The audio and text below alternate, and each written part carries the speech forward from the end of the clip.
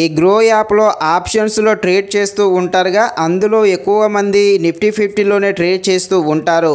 ఈ Nifty 50లో charges ఏమేమి ఉన్నాయో ఛార్జెస్ గురించి మొత్తం అయితే క్లారిటీగా ఈ వీడియోలో చెప్పడం జరుగుతుంది. మీరైతే ఈ వీడియోని స్కిప్ చేయకుండా ఎండ్ వరకు చూసేయండి. ఇంకా ఎవరైనా మన ఛానల్ని సబ్స్క్రైబ్ అండ్ లైక్ చేయకుండా ఉంటే తప్పకుండా మన ఛానల్ని సబ్స్క్రైబ్ అండ్ లైక్ చేసి కాస్త నాకు సపోర్ట్ చేసేయండి. ఈ గ్రో యాప్లో నిఫ్టీ 50లో ఆప్షన్స్ ట్రేడ్ చేస్తే ఫస్ట్ అయితే బ్రోకరేజ్ ఛార్జ్ అయితే తీసుకోవడం జరుగుతుంది. ఈ బ్రోకరేజ్ ఛార్జ్ కింద 20 రూపాయలు తీసుకుంటాడు. ఒకవేళ అమౌంట్ అనేది తక్కువగా ఉంటే 0.05% అయితే తీసుకుంటాడు. మ్యాక్సిమం అయితే 20 రూపాయలు అయితే 100% అయితే తీసుకోవడం జరుగుతుంది. అయితే ఈ బ్రోకరేజ్ ఛార్జ్ అనేది చాలా అంటే చాలా టూ మచ్గా ఉంటుంది. ఇప్పుడు మీరు కాల్ సైడ్ తీసుకున్నారనుకోండి, ఇలా కాల్ సైడ్ కొన్నందుకు 20 రూపాయలు బ్రోకరేజ్ ఛార్జ్ తీసుకుంటాడు. మళ్ళీ దానిని సేల్ చేస్తాగా, అలా సేల్ చేసినప్పుడు మళ్ళీ 20 రూపాయలు తీసుకోవడం జరుగుతుంది. ఇలా కొన్నందుకు 20 రూపాయలు, కొన్నది మళ్ళీ సేల్ చేసినందుకు మరొక 20 రూపాయలు, ఇలా మొత్తము 40 రూపాయలు అయితే తీసుకోవడం జరుగుతుంది. అలాగే మళ్ళీ అదే రోజు మీరు నిఫ్టీ 50లో వేరే ట్రేడ్ చేశారనుకోండి, అలా మళ్ళీ వేరేది కొన్నందుకు మళ్ళీ సేల్ చేసినందుకు మరొక 40 రూపాయలు కూడా ఛార్జ్ అయితే విధించడం జరుగుతుంది.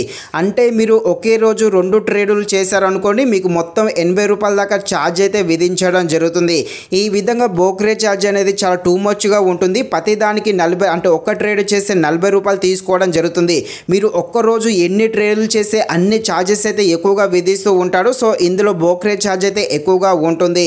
ఇక ఈ బ్రోకరేజ్ ఛార్జ్తో పాటు మరికొన్ని ఛార్జెస్ కూడా ఉంటాయి. ఇలా కొన్నందుకు వేరే ఛార్జ్ ఉంటాయి, మళ్ళీ సేల్ చేసినందుకు కూడా వేరే ఛార్జ్ ఉంటాయి. ఆ ఛార్జెస్ ఏంటో చూద్దాము. ఇంకా ఎవరైనా సబ్స్క్రైబ్ చేయకుండా ఉంటే ప్లీజ్ తప్పకుండా సబ్స్క్రైబ్ చేసేసేయండి. ఇక ఈ నిఫ్టీ 50లో బై చేస్తే ఏమేం ఛార్జెస్ ఉన్నాయో చూద్దాము. అదేవిధంగా సేల్ సైడ్ కూడా ఏమేం ఛార్జెస్ ఉన్నాయో తర్వాతకు చూద్దాము. ఆప్షన్స్లో నిఫ్టీ 50లో బై సైడ్, డెలివరీ సైడ్ 50,000 పెట్టి కొంటే అయ్యే ఛార్జెస్ ఏంటో ఇక్కడ పెట్టాను, చూసేయండి.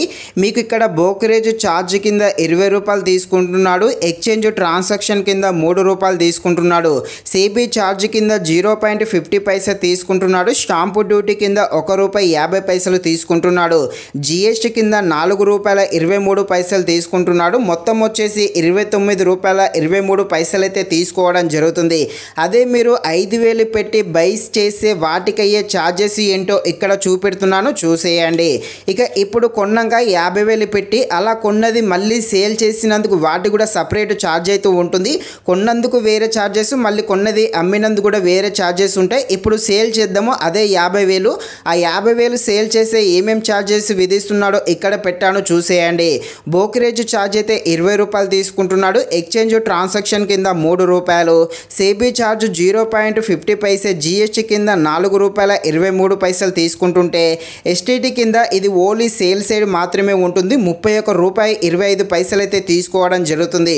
టోటల్గా 59 రూపాయల దాకా 50,000 సేల్ చేసే ఛార్జెస్ అయితే తీసుకుంటున్నాడు. ఇప్పుడు అదే 5,000ది సేల్ చేస్తే అయ్యే ఛార్జెస్ ఏంటో ఇక్కడ పెట్టాను, చూసేయండి. ఈ విధంగా ఛార్జెస్ అయితే విధించడం జరుగుతుంది. మరికొన్ని ఛార్జెస్ గురించి వేరే వీడియోలో తెలుసుకుందాము.